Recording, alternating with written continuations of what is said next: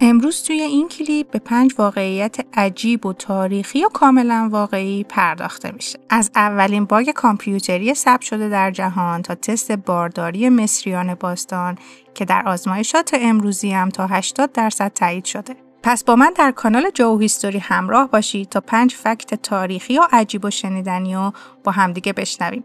قبل از اون لایک و سابسکرایب یادتون نره. اولین باگ کامپیوتری یک باگ واقعی بود.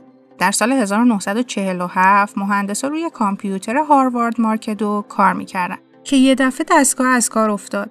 همه دنبال مشکل تو خود برنامه و نرم افزار بودن، ولی در نهایت متوجه شدن که یک شب‌پره واقعی بین رله‌های کامپیوتر گیر کرده و باعث اختلال شده. مهندسا شب‌پره رو به دفتر چسبوندن و نوشتن اولین مورد باگ واقعی پیدا شد. این داستان بعداً با سخنرانی‌های گریس هاپر همه گیر شد و باعث شد که اصطلاح باگ توی کامپیوترها بیشتر شناخته بشه. حالا چرا این مورد قابل توجهه؟ به خاطر که تصور کن مهندسا با هزاران خط کدنویسی و پیگیری مشکل توی کدها آخرش متوجه بشن که مشکل اصلی از یک حشره کوچیک بوده. سس کچاپ در دهه 1830 به عنوان دارو فروخته میشد. دکتر جان کوک بنت معتقد بود گوجه فرنگی خاصیت دارویی داره.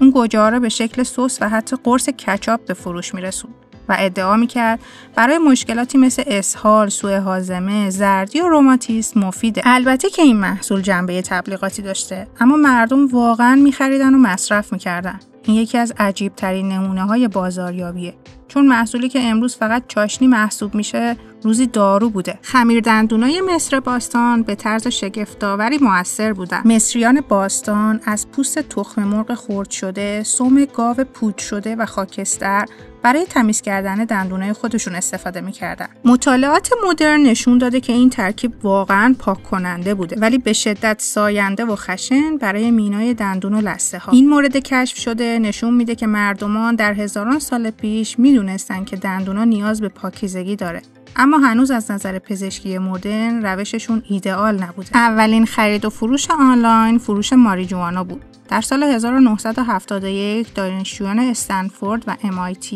از طریق شبکه آزمایشی آرپانت هماهنگ میکنن تا ماریجوانا معامله کنن. پرداخت و تحویل حضوری بود، اما هماهنگی کاملا آنلاین انجام شد.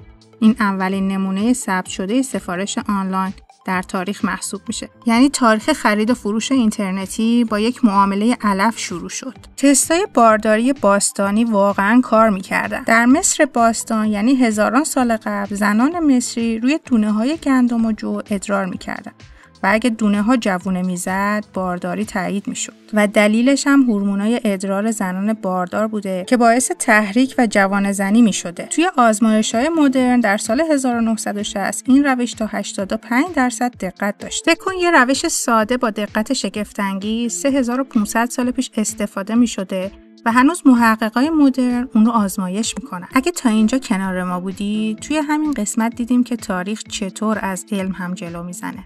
کدوم فکت بیشتر شوکت کرد؟ چرا؟ اگه از این سبک روایت تاریخ خوشت میاد، لایک کن و سابسکرایب یادت نره و زنگوله رو بزن تا قسمت‌های بعدی جو هیستوری رو از دست ندی.